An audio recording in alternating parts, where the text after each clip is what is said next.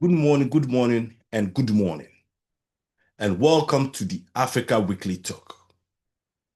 Today's subject on the docket is the war, the consequential war of the 21st century between the United States of America, Israel, and Iran. That will shape and define the future of the Middle East and the world at large, either for the better or for the worse. But fellows, we've had a lot of political talk from various leaders and various pundits in the news media and all across the world, talking about the imminence of this war and if this war was necessary by Donald J. Trump. But what people forget is that this war has been imminent, in my humble opinion. It has been imminent and inevitable, going all the way back to the 1979 Iranian Revolution. But all this war needed was the spark and fire and the will from either the West, one Western leader, the United States of America, or from Iran to spark it and set this war in motion. And guess what, fellas? Donald J. Trump decided to spark the fire and start this war. So this is where we are with regards to this war, because Donald J. Trump decided that this was the time for him to spark that fire that has existed all the way back going to 1979. I mean, 47 years ago. Because this thing's been going on back and forth between the United States of America and the West and the leaders of the Iranian Revolution. All he needed was that spark, fire. And Donald Trump decided to spark that fire this year, 2026, to start this war. So, fellas, this is where we are with regards to this war. Now, before I dive into this subject today, let's walk through the history that will lead to the Iranian Revolution of 1979, going all the way back to the last real dynasty, the Qajar dynasty of Iran, that will end in 1925. After many revolutions by the Iranian people, denouncing the corrupt system that was going on among the monarch, and eventually establishing a constitutional republic, giving parliament and setting up a parliamentarian system and giving the governors of that country its power to the parliament of Iran around 1906. So the Iranians had already started in trying to get away from the old monarch system. As a matter of fact, they were the first in the Middle Eastern area to establish a parliamentary system, moving away from the old monarch system in 1906. So they forced the old Qajar dynasty out, and it was led by a Cossack brigadier general, Shah Reza Pahlavi, who was the brigadier general in the Cossack brigade army of Iran, who, with lobbying of the parliament, decided to reinstall the Shah of Iran and make him the Shah of Iran. So he was officially installed as the new Shah of Iran in 1925, when the people had really rebelled against that monarch system. But Reza Pahlavi decided to bring it back, and he made himself the Shah of Iran in 1925 with the support of his parliament, of the parliament. But that didn't sit well with the Iranians, even though they accepted it, but it didn't last long also. Because the Allies at that time during the Second World War, talking about the British and the Russians, we are all involved in Iranian domestic politics at that time because of where Iran sits with the war going on against the Nazi Germany. Decided to force the Shah to abdicate the throne in 1941. And in a concession to the Shah, decided to give the throne to his son. And he was forced into exile in South Africa, where he would later die. So the first original Shah would die in exile in South Africa. But his son, who was then very young, the early 20 or 21 at that time, will now take over as the new Shah of Iran with very limited powers. And they have to go back to the old constitutional republic parliamentarian system that had been established in 1906. So most of the powers at that time was in the hands of the parliament, which pretty much ran the day-to-day activities and the governance of the country. So the Shah at that time had very limited powers. He didn't have too much control over the governance of the country of Iran. Then came 1951, when the Iranians, through parliament, elected Mohammad Mossadegh as the new prime minister of Iran. And this is where all the problems started with the Shah. The Shah, who had been in a good ally to the West, the British, and had signed an agreement with the British at that time, the Anglo-Iranian Oil Company Agreement, where the British had about 51% and the Iranians had about 49% of the deal. So they were pretty much taking most of the oil under the Anglo-Iranian Oil Company deal between Iran and Britain. And all this money was going to the British. As a matter of fact, Mossadegh himself was part of the negotiating team that will sign that deal with the British. But when he was elected as the Prime Minister of Iran in 1951, and with popular sentiment coming from the Iranians about their oil revenue and the level of corruption, and they not seeing the benefits of the oil wealth that the country has, Mossadegh and the parliament decided and as a matter of fact, nationalized the Iranian Oil Company. So the Anglo-Iranian Oil Company was now nationalized under full Iranian control under Mossadegh through parliament, with overwhelming majority of the citizens of Iran agreeing to that decision by Mossadegh. Mossadegh was a very popular prime minister. He was loved by the people because he was more like a socialist as well as a capitalist, but he really was more for the people. So he was able to advocate the reasons behind this nationalization, and the people were fully behind him. But this did not sit well with the Shah. So he clashed with the Shah, and eventually the CIA and the British M16 intelligence will foment some sort of instability protest against Mossadegh. That will eventually force the Shah to go into exile in Italy. By then, 1953, with Operation Ayas, organized by the CIA of the United States of America and the British intelligence M16, will eventually overthrow Mohammad Mossadegh as the prime minister of Iran.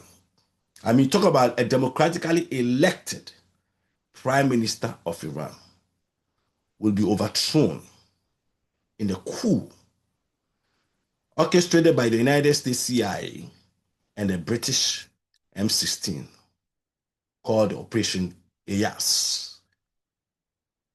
So the overthrowing of Mossadegh will now bring in Shah as the new leader of Iran, but now with more powers.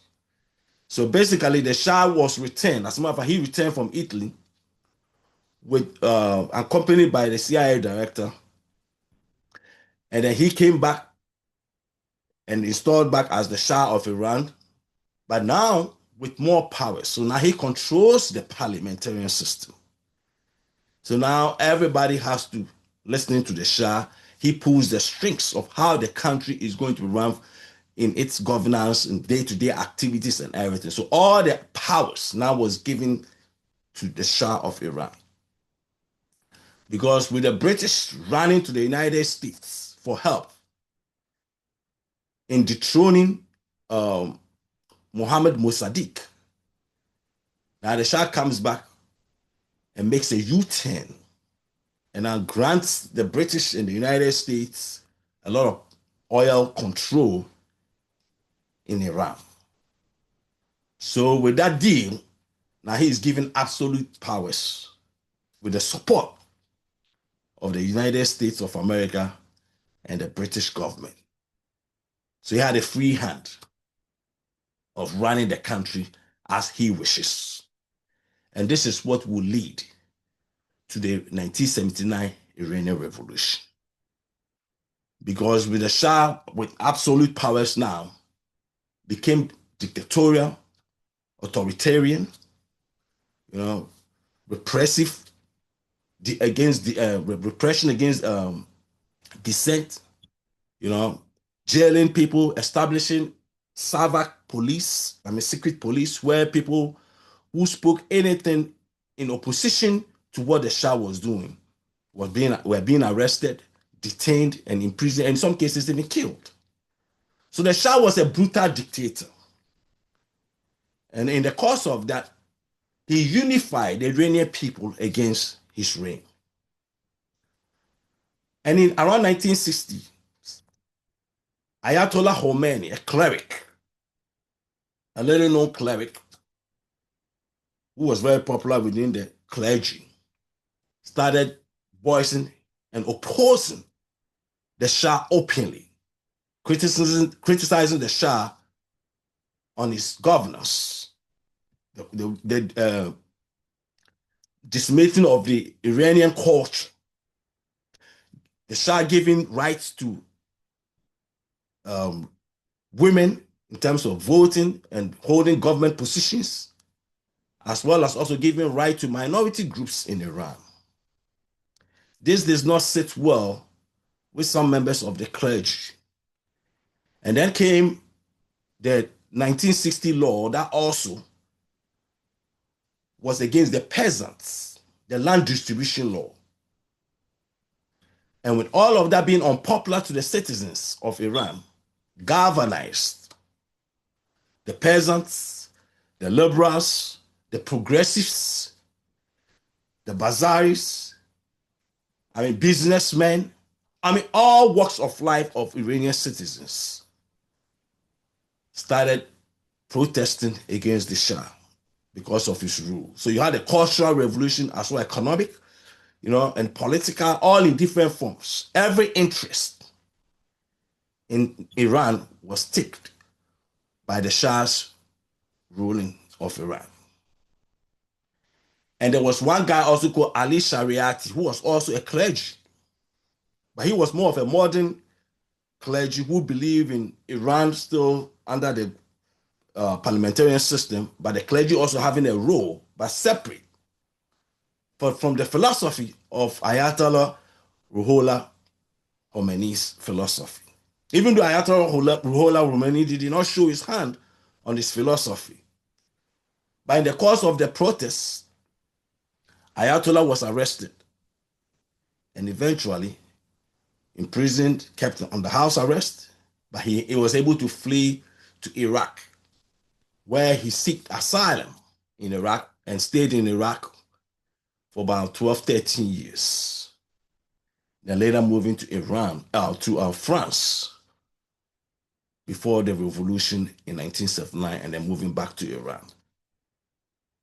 But what started 1977 after the death of Ali Shariati, who was also one of the key founding members of the opposition against the Shah, but he controlled most of the students as well as the intellectuals, university professors and the liberals were all in favor of Ali Shariati. So there was a sort of a contest between Shariati's style of Iran governance in the future and that of Ali Ruhollah Khomeini's style of governance in the future.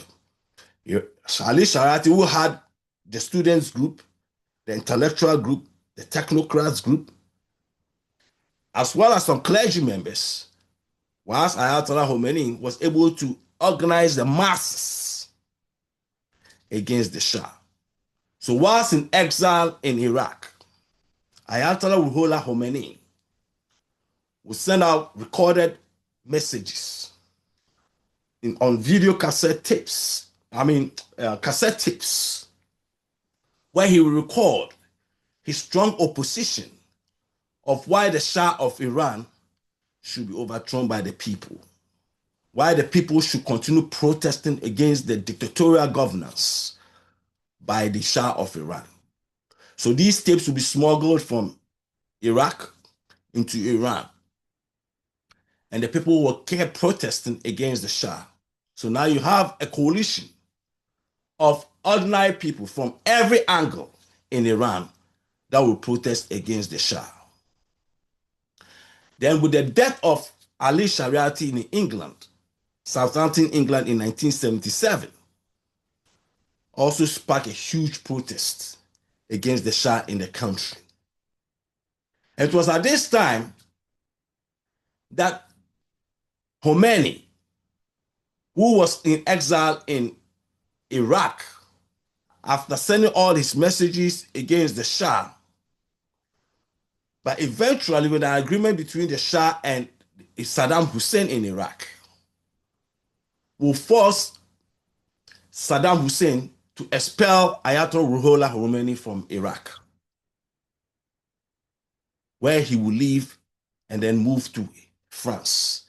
This is where it gets funny, fellas. Because remember, the protests by these groups, there's the clergy led by Ayatollah Ruhollah Khomeini, and all the other groups, especially the clergy, was all about the Shah being too close to the westernized imperialists, the United States and the British, creating this westernized system of education in Iran, thereby going away from the true teachings of Islam that the clergy, Ayatollah Khomeini and other clergy and other culturalists in the country were advocating for. But then Ayatollah Ruhollah Khomeini will leave Iraq, but didn't go to any Middle Eastern country. He went to France. That sounds like a hypocrisy, isn't it? Because the very Western culture that he was accusing the Shah of bringing it into Iran was the very Western cultural country. One of the most liberal Western cultural countries, which is France, that Ayatollah Ruhollah Khomeini will eventually go and live in exile. and that is so funny, because at the end of the day, you always hear these groups that will be criticizing the Western way of life, the Western this, the Western that. But when you look underneath all that criticism, these same people tend to favor this same Western cultural life. That's the very place these people will move to. Ali Shariati, where did he die? He also died in England. But he wasn't so much against the westernized cultural style anyway. But he was also a clergy. But he also died in 1977 in Southampton in England. But fellows, so with the death of Ali Shariati, with Ayatollah Ruhollah Khomeini expelled from Iraq, now living in exile in France. This also increased the protests with higher inflation, higher instability going on in Iran, and the Shah also being rumored to be ill, sick from cancer. So pretty much Iran now started falling apart gradually. And with the protest and the standard of living going all the way down with the people, I mean, pretty much the whole system was cracking up gradually. And then came the protests that would eventually force the Shah to leave Iran in 1979 and go to Egypt, where he would stay for a while and then moving to Mexico, Bahamas, to Panama, and then coming to the United States for medical treatment because of his cancer, and then being forced also to go back to Panama, where eventually he would leave and go back to Egypt, where he would die in 1980. So now with the Shah dead and gone,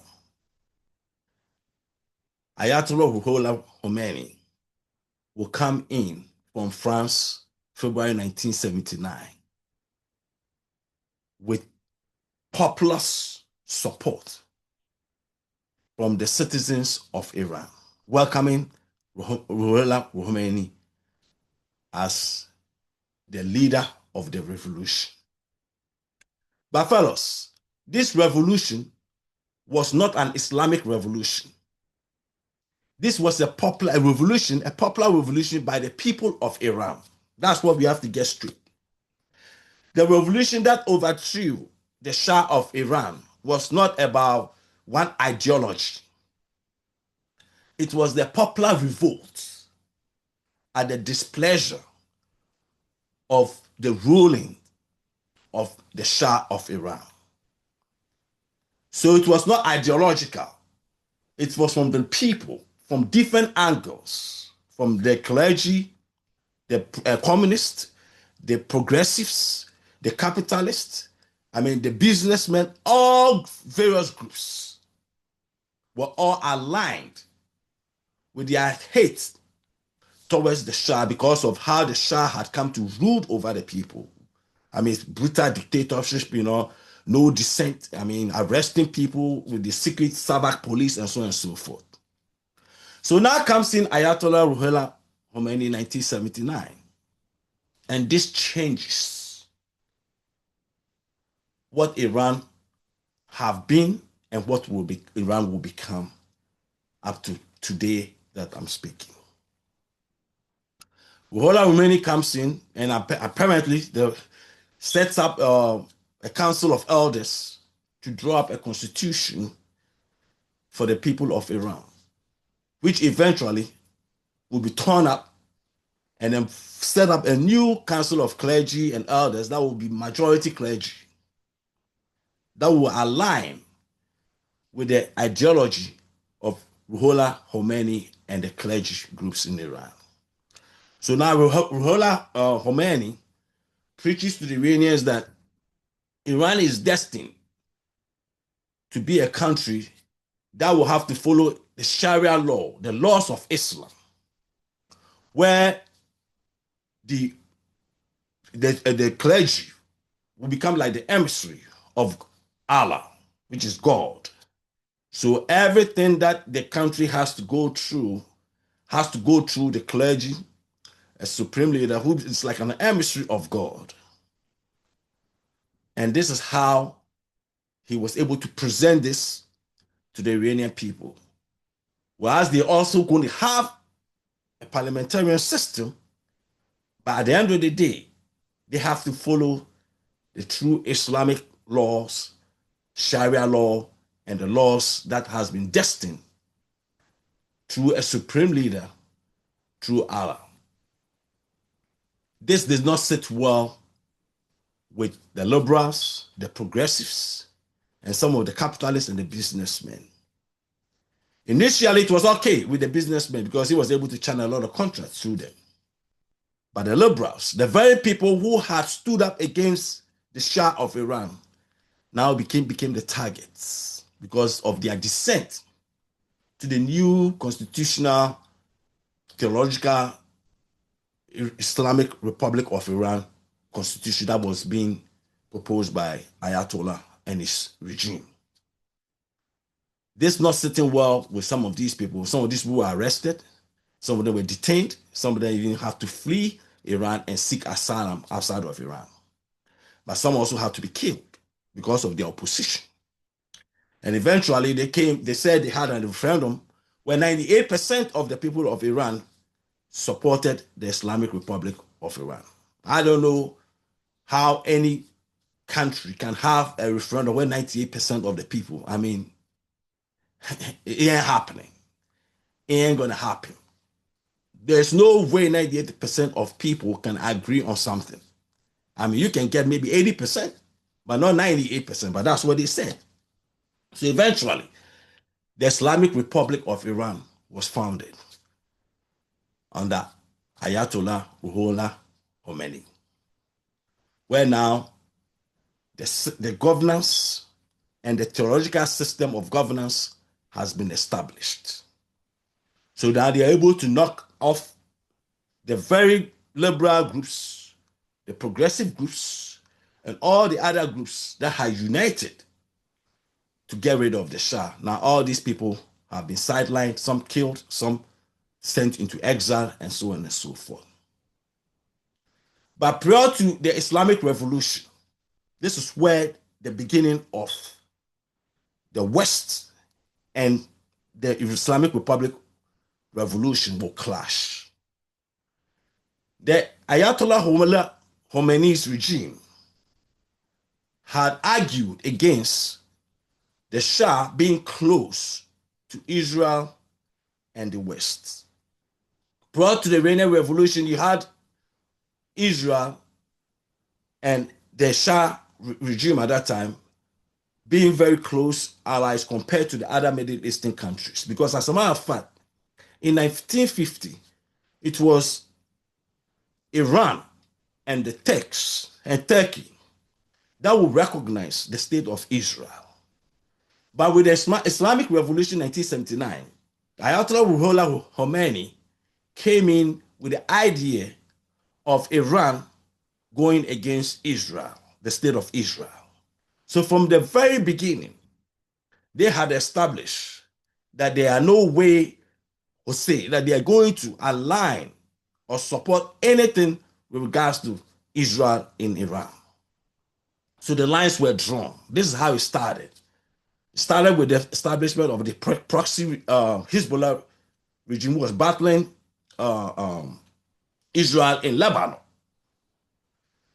That will eventually lead to the 241 Marine death of U.S. Marine soldiers that were killed in that Marine barracks bombing of 1983.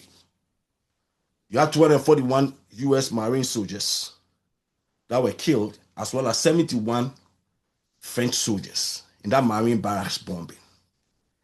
That was attributed to Hezbollah, who by then was being funneled and supported by the Iranian regime. That is the beginning. And then come 1980, with Iran going through its revolution and now being seen as weak, Saddam Hussein, who was then the president of Iraq, decided to go back to an old dispute that he had with Iran regarding a land dispute. So Saddam goes to war and invades Iran.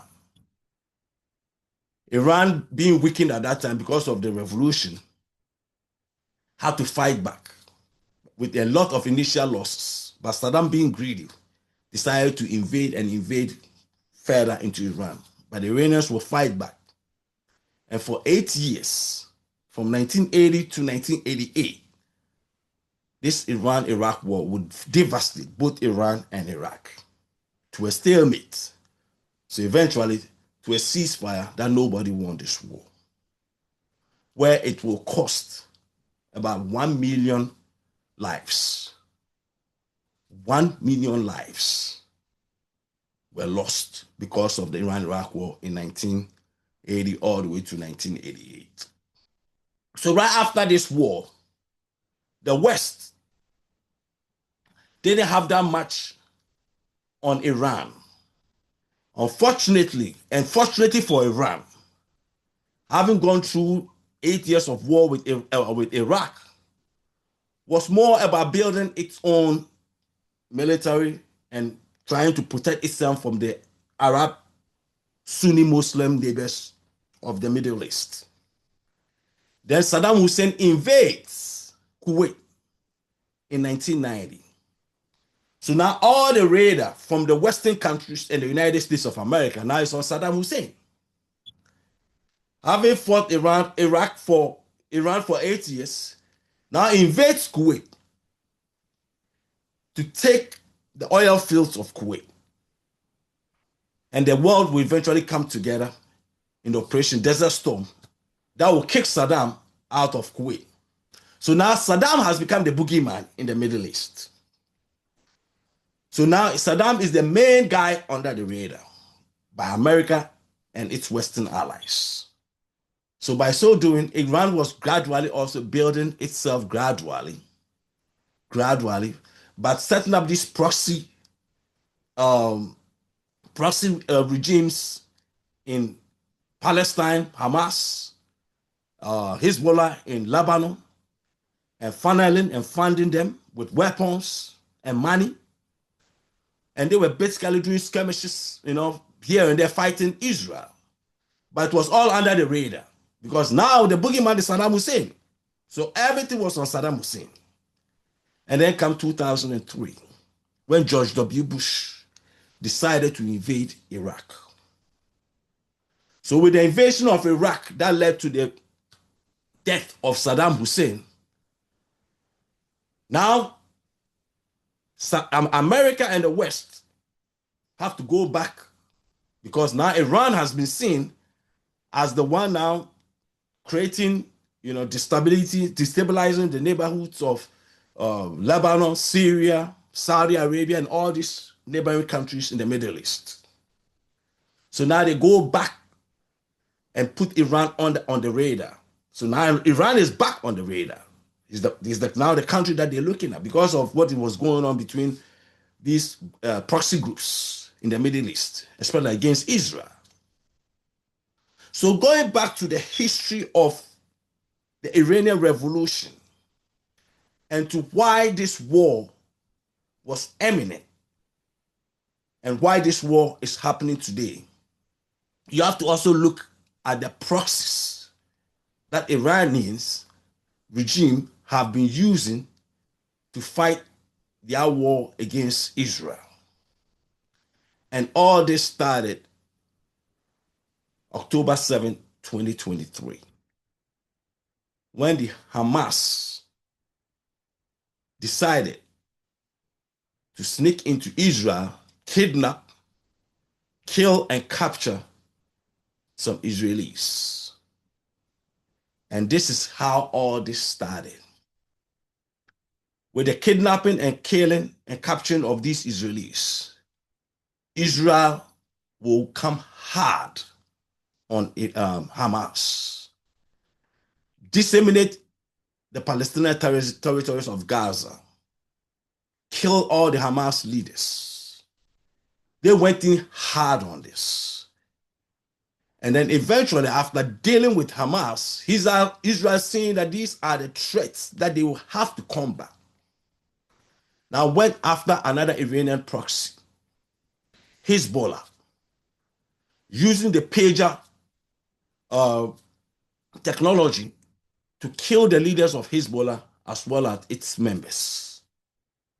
Now going hard on Hezbollah also paved the way for the rebels that were fighting Syrian President Bashar al-Assad in Syria.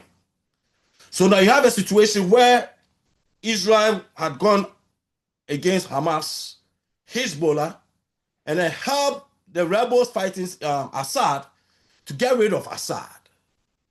So now all Iranian proxies in the region have been pretty much weakened. And this is how you can understand why this war is happening today. With all of these proxies weakened, come last year, Operation Midnight Hammer, when the United States joined Israel in sending those two B-2 bombers, hitting these Iranian missile and nuclear missile facilities. Because now with Israel seeing how weakened Hamas, Hezbollah, Syria with no Assad, now all Iranian proxies have been weakened to the point that now when they attack Iran, they wouldn't have any proxies to fight on their behalf. So Operation Midnight Hammer was done to pave the way for the war that is going on today. And that is where we are today. So with Operation Midnight Hammer, 12-day war, they did exactly what they wanted to do with regards to Iran's nuclear facilities. They would wanted to do more, but they didn't have any legitimate reason to go further. So decided to call it off. But with Iran's retaliatory measures of ballistic missiles to Israel, also sent shockwaves to the Israeli military, the United States, and the Western countries. That even without nuclear weapons, with these ballistic missiles, Iran can pose serious threats to Israel, its neighbors, as well as the European countries closer to the Middle East, Cyprus, and so on and so forth. But now they have to find a way to go back in. So that brought about this year's deal that they were negotiating as a way to stop Iran's nuclear program and to stop Iran from going back to fix all those things that had happened during Operation Midnight Hammer. But the real reasons behind this was to find a way to get back and disseminate Iran's military capabilities, period. And the Israelis, knowing what they know best, with their Mossad, was able to convince the United States that this is the time. This is the opportune time for you and us to get back in there and get rid of this regime and its weapons. So this is why we are where we are today.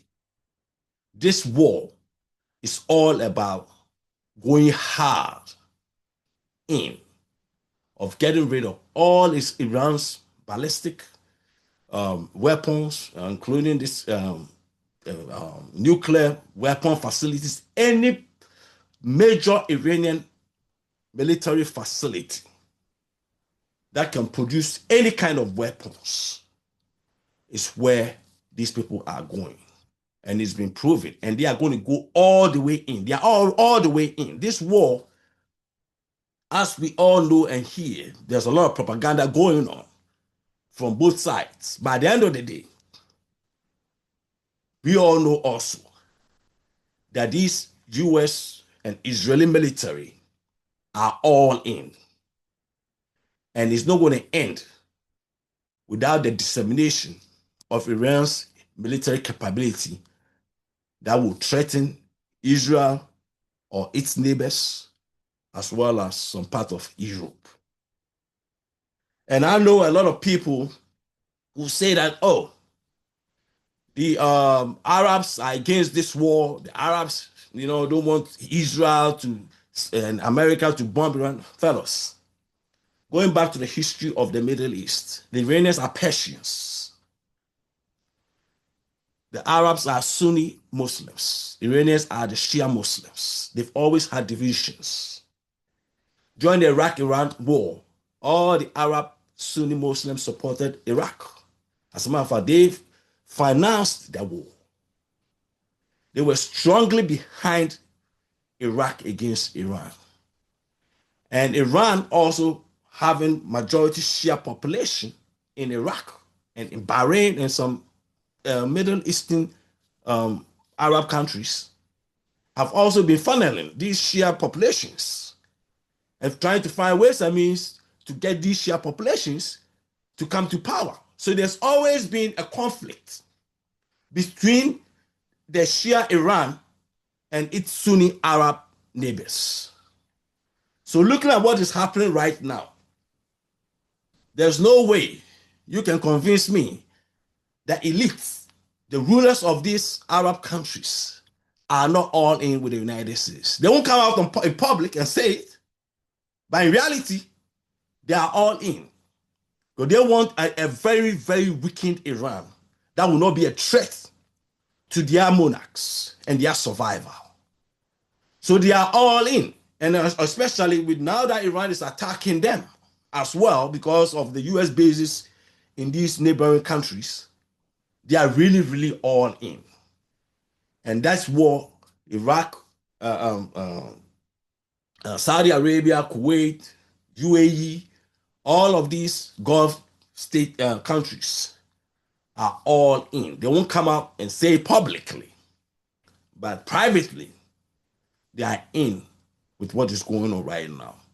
So the imminence of this war was always there.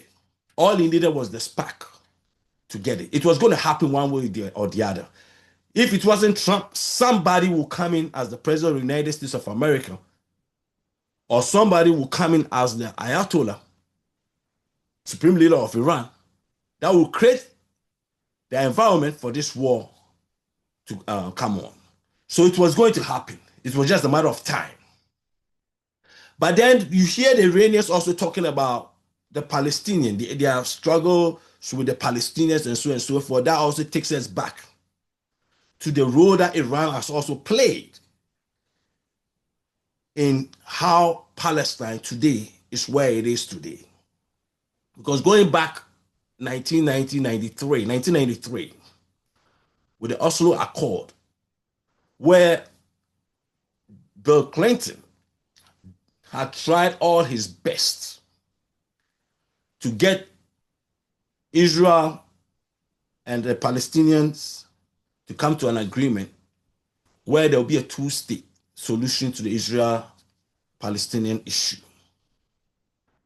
Clinton had put all his hopes in this Oslo Accord.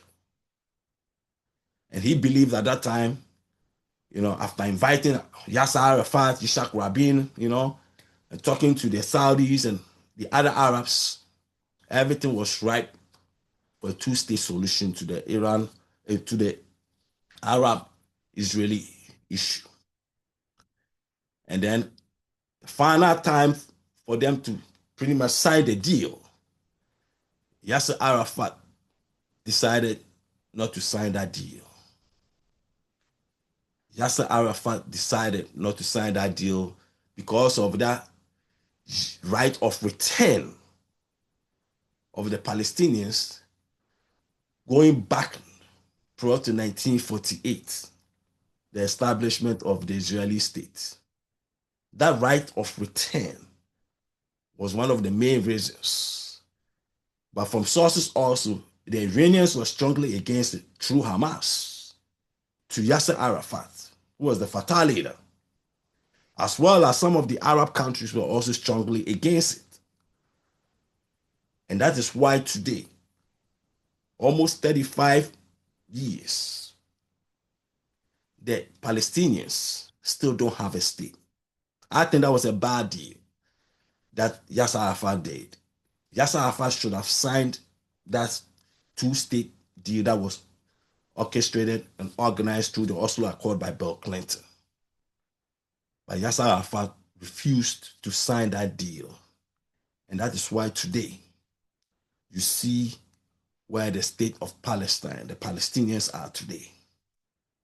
If that deal had been signed, it wasn't perfect, but I think that would have paved the way for the Palestinians to have a better way of standard of living than where they are today. But all these things did not happen because of the proxies that were involved. Because the Palestine-Israeli issue have always had proxies around it. in the Middle East. You have the Arabs and you have the Iranians with Hamas. You know, you have the Syrians with Hamas. So it's always been a proxy battle. And that had always forced the hand of any leader. And if Yasser Arafat could not do it, I don't see how any new Palestinian leader can do it. But now with this war, if this war ends up being a good war for the country of Iran, as well as the Middle Eastern countries and the rest of the world, then this war can also pave the way for that two-state solution. I'm not saying it's going to happen. Nobody knows what will happen. But this war can go two ways. It can make the Middle East and the rest of the world the worst place to live, or it can make the Middle East and the rest of the world a better place. But nobody knows, but it's only time that will tell if this war was a right war or was a wrong war. All right, fellows, if it's Sunday, it's the Africa Weekly Talk. God bless you guys. Have a great week and peace and love.